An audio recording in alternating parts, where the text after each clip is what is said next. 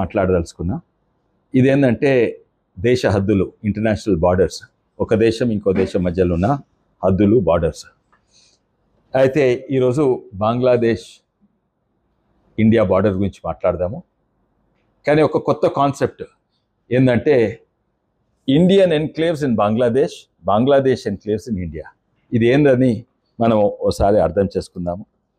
ఇదేంటంటే సాధారణంగా ఇదో దేశం అనుకోండి, కంట్రీ ఏ కంట్రీ బి, ఇది బార్డర్ ఉంటుంది. ఇటు దిక్కు ఏ, ఇటు దిక్కు బి.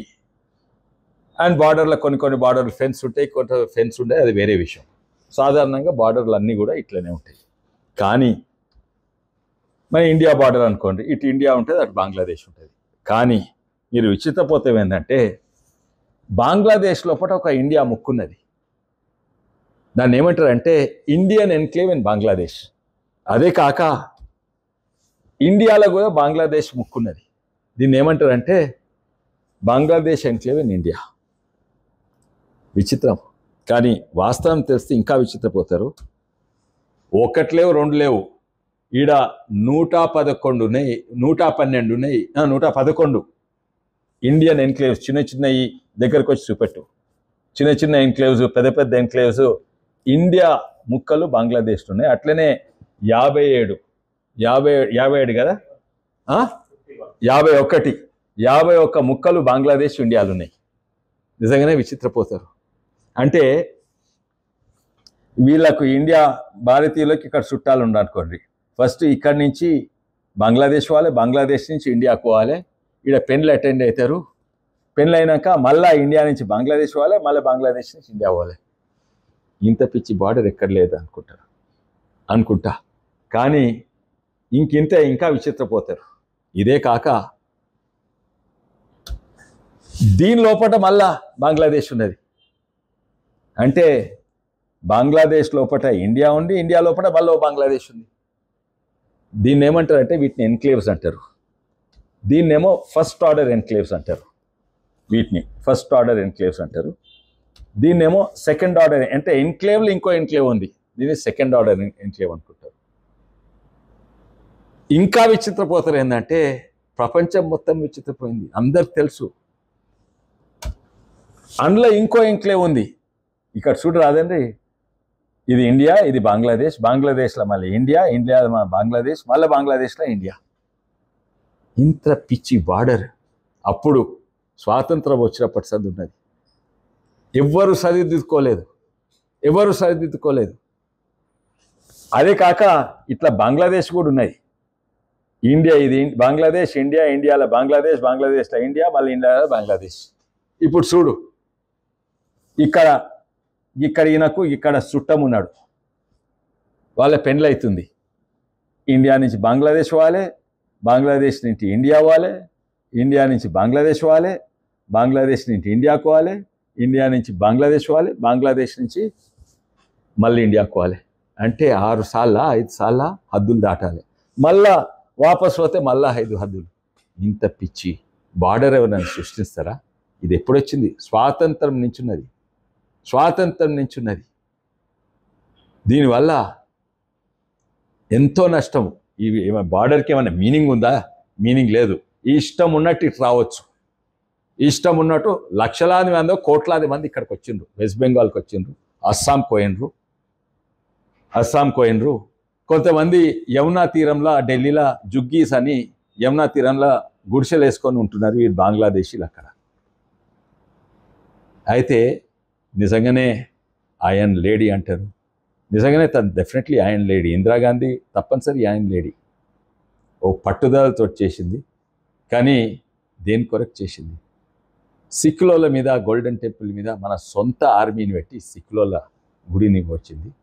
మిజోరాంలో అప్రైజింగ్ అంటే 2 ఏళ్ళు అక్కడ ఎవరు పోగలకుండే.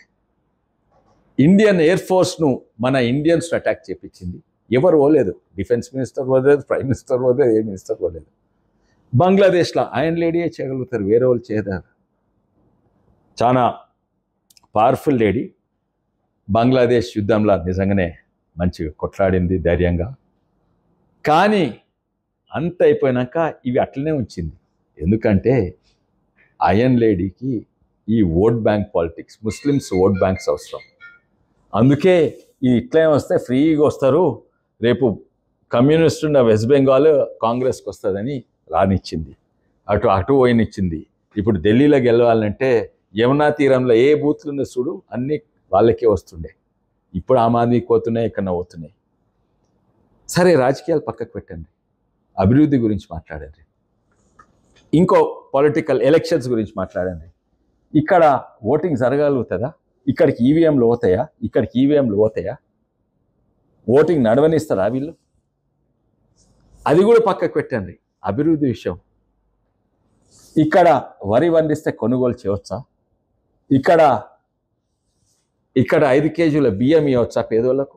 ఎట్లా పంపుతారు ఇక్కడి నుంచి ఇక్కడికి? లారీలు ఓనిస్తారా? ఇల్లీగల్ ట్రాఫిక్ ఏమో పోతుంది, లీగల్ ట్రాఫిక్ అల్క వస్తుందా? అది ఇడిచిపెట్టండి. ఈ గ్రామానికి కరెంట్ ఎవరు ఇవ్వాలి? ఈ గ్రామానికి తాగునీరు ఎవరు ఇవ్వాలి?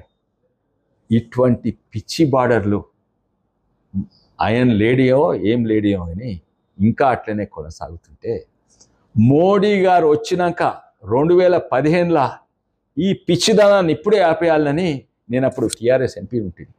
అప్పుడు అమెండ్మెంట్ బిల్ చేసి దాన్ని పాస్ చేయించారు. అంతకుముందు కాంగ్రెస్లో కూడా ఎంతోమంది మంచి నాయకులు ఉండే, వాళ్ళు కూడా చెప్పిండ్రు ఇది మంచిది కాదు, ఇది అభివృద్ధి పరంగా మంచిది కాదు, సెక్యూరిటీ పరంగా మంచిది కాదు. కానీ వినిపించుకోలేదు. ఎందుకంటే పాలిటిక్స్ ఫస్ట్, నా గెలుపు ఫస్ట్, ఎమర్జెన్సీలు ఫస్ట్, తక్కిందని తిద్దా. అయితే ఇది 2000 ఇది ఇంకో అసలైన మ్యాప్స్ చూపెడతా. అదేమో నేను ఉదాహరణ కొరకు నేనే గీసిన, ఇవి కరెక్ట్ మ్యాప్స్ కావు, జస్ట్ మనం ఎక్స్ప్లెయిన్ చేస్తాను గీసిన. ఇది నిజమైన మ్యాప్. ఇది వాషింగ్టన్ పోస్ట్ పెట్టింది. ఇక్కడ ఇండియా ఉంటుంది, ఇండియాలో బంగ్లాదేశ్లో ఇండియా ఫస్ట్ ఆర్డర్ ఎన్క్లేవ్, దీంట్లో మళ్ళీ బంగ్లాదేశ్ సెకండ్ ఆర్డర్ ఎన్క్లేవ్, మళ్ళీ దీంట్లో ఇండియా.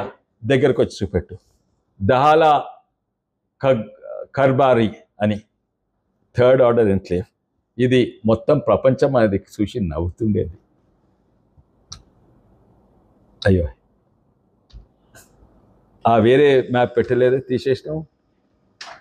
సరే, అయితే 28 మే 2015లో లోక్సభలో పాస్ అయింది.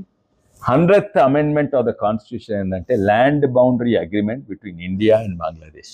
మోడీ ప్రభుత్వం వచ్చినాకనే హద్దులు చక్కగా ఉండాలి, నీ ముక్కలు నా దగ్గర ఉండొద్దు, నా ముక్కలు నీ దగ్గర ఉండొద్దు అని అగ్రిమెంట్ చేసి ఇవన్నీ చేసిండు. ఇప్పుడు బంగ్లాదేశ్ వాళ్ళకి ఇక్కడికి వచ్చుడు కష్టమైంది. ఇప్పుడు ఆ పేపర్లు చూపెట్టవా?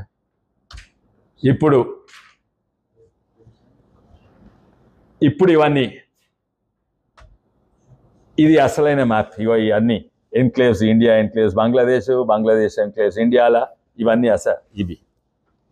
అయితే ఇది gazette notification, date 100th amendment act 2015. చాలా మంది మన వాళ్ళకి తెలియదు. ఇది మీకు తెలుసా? చాలా మంది మన వాళ్ళకి తెలుసు. ఇందిరాగాంధీ కూడా చేయలేకపోయింది అగ్రిమెంట్, ఏదో చేసినట్టు చేసింది అప్పుడు. కానీ అగ్రిమెంట్ చేస్తే ఆమెకే నష్టమవుతుంది, కాంగ్రెస్ పార్టీకి నష్టమవుతుందని. ఇగో అప్పుడు షేక్ ముజీబుర్ రెహమాన్ అంటే పాకిస్తాన్ ముందు పాకిస్తాన్ ఉండే తర్వాత ఈస్ట్ పాకిస్తాన్, బంగ్లాదేశ్ తర్వాత అయింది. బంగ్లాదేశ్ ఆయనక షేక్ ముజీబుర్ రెహమాన్, ఆయనకు కూడా ఇబ్బందే, మనకి ఎట్లా ఇబ్బంది ఆయనకు. అక్కడికి వాళ్ళకు పేదోళ్ళకు కరెంటో ఇది ఎట్లా ఇస్తుంది అని చేసిండు. కానీ ఇంత ఆయన లేడీ అది అమలు చేయలేకపోయిందా,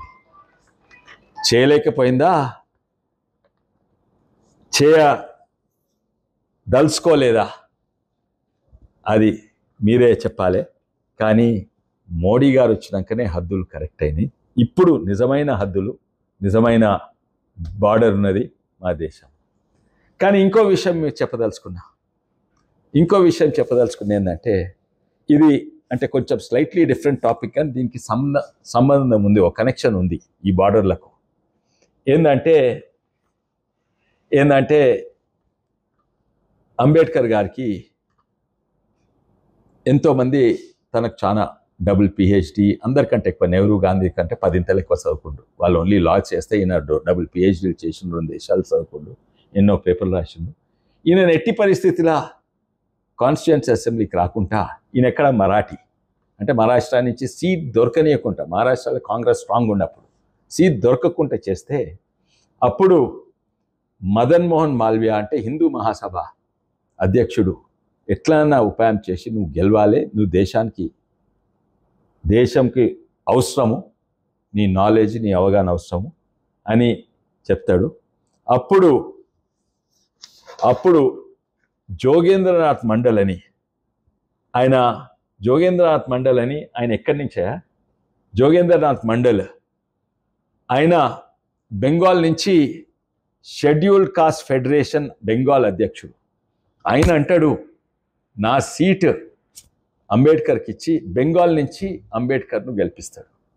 వీళ్ళు ఎన్ని ప్రయత్నాలు చేసినా అంబేద్కర్ రాకుండా చేస్తే ఆఖరి బెంగాల్ నుంచి, అప్పుడు బెంగాల్ అంటే అది పాకిస్తాన్, ఇది పార్టీషన్ కాకముందు కదా కాన్స్టిట్యూయెంట్ అసెంబ్లీ ఆయన ఆ ప్రాంతంలో అప్పుడు హద్దులు లేకుండే, అప్పుడు బెంగాల్ నుంచి గెలిపిస్తాడు. గెలిపిస్తే వీళ్ళ మీద కోపంతో ఏం చేస్తాడంటే బిరిషల్ డిస్ట్రిక్ట్ కాన్స్టిట్యున్సీ అన్నమాట, అక్కడి నుంచి గెలుస్తాడు. మహారాష్ట్ర నుండి అక్కడి నుంచి గెలుస్తాడు. అంటే వీళ్ళ మీద కోపంతో ఆడ హిందూ మెజారిటీ ఉన్నా కూడా అది పాకిస్తాన్లో కలిపేస్తారు. అంత కక్షతోటి అంబేద్కర్ మీద పాకిస్తాన్లో హిందూ మెజారిటీ ఉన్నా కూడా బలవంతంగా అది పాకిస్తాన్లో కలిపేస్తారు. మీరొద్దు, అంబేద్కర్ సపోర్ట్ ఇచ్చిన వాళ్ళు మీరొద్దు మా భారతదేశానికి. ఇది చాలా మందికి తెలియదు. వాస్తవాలు తెలుసుకొని కొన్ని మాట్లాడాలి. ఎంతోమంది, ఇందిరాగాంధీ గారు కూడా ఎన్నో మంచి పనులు చేసాయి, ఎన్నో చెడు పనులు చేసింది, ఎన్నో దుర్గానమైన పనులు చేసింది. మిజోరాం మీద ఇండియన్ ఎయిర్ ఫోర్స్ పెట్టి 2000 మందిని ప్లేన్ల నుంచి కాల్చేసింది. గోల్డెన్ టెంపుల్ను చేసింది. మళ్ళీ ఎమర్జెన్సీ పెట్టింది. కొన్ని మంచి పనులు కూడా చేసినాయి. ఇంటర్నేషనల్ పాలసీస్ మంచిగా ఉండే. కానీ దేనికి దానికి క్రెడిట్ ఇవ్వాలి? అనవసరంగా ఏదో పుకారు లేపి మోడీ ఓడిపోయిండు, భారతదేశం ఓడిపోయిండు, రఫాయిలు పడిపోయినాయి, ఈమె అయన్ లేడీ, ఆముంటే మంచిగా, ఆముంటే చచ్చిపోతుంటే, ఆమున్నప్పుడు గ్రోత్ లేకుండే. నెగటివ్ బంగ్లాదేశ్ వార్ కాగానే ఆర్థిక పరిస్థితి ఉల్టా అయిపోయింది. నెగటివ్ గ్రోత్ ఉంది, ఆర్థిక పరిస్థితి నెగటివ్ గ్రోత్. కాశ్మీర్ వార్ తర్వాత నెగటివ్ గ్రోత్, ధరలు పెరిగినాయి, ఇన్ఫ్లేషన్ పెరిగింది, కరువులుండే అప్పుడు. ఇప్పుడు ఓ దిక్కు వార్ అవుతుంటే 4 రోజులు ఆపేసిండు. దాన్ని మళ్ళీ ఉల్టా 4 రోజులు సీజ్ఫైర్ వేస్తారండి. వార్ ఎంత కొనసాగుతుంది అంత నష్టము, గెలిచిన దేశానికి నష్టము, ఓడిపోయిన దేశానికి నష్టం. ఇంత డబ్బున ఖతం చేసిందంటే అది గొప్పతనము, అది బలహీనత కాదు, అది గొప్పతనం. అదే కాక ఓ దిక్కు వార్ జరుగుతుంటే ఇక్కడ దిక్కు ఎకానమీ పెరుగుతుంది. చరిత్రలో ఎక్కడ కూడా కాలేదు.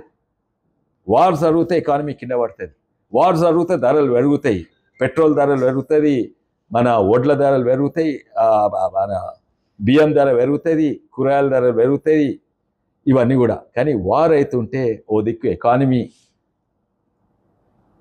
11వ స్థాయి నుంచి 5వ స్థాయి తీసుకొచ్చింది. కానీ వార్ అవుతుంటే 5వ స్థాయి నుంచి 4వ స్థాయి జపాన్ ఓవర్టేక్ చేసింది. ఇన్ఫ్లేషన్ తక్కువైతుంది. అదే కాక మన ఇంపోర్ట్స్ తక్కువైతున్నాయి, ఎక్స్పోర్ట్స్ ఎక్కువైతున్నాయి. ఇప్పుడు ప్రతి ఒక్కరు వచ్చి మన బ్రహ్మోస్ మిసైల్స్ కొంటున్నారు, Pinaki multi barrel rocket launcher కొంటున్నారు. ఆ ఒకటే షాట్ తోటి 5 డ్రోన్లను పడేసే, ఏం షాట్ అంటారు దాన్ని, వజ్రా షాట్, తర్వాత ఆకాశ్ మిసైల్స్, ఇవన్నీ కూడా వెళ్తున్నాయి. ఇది గొప్పతనము, ఇది బలహీనతనం కాదు. ఎక్కడనైతే క్రెడిట్ ఉండాలో, మోడీ గారు కూడా 1-2 మిస్టేక్స్ చేసి ఉండొచ్చు. కానీ ఎక్కడనైతే క్రెడిట్ ఇవ్వాలనో క్రెడిట్ ఇవ్వాలి. మరోసారి అందరికీ నమస్కారము. జై హింద్. భారత్ మాతాకి జై.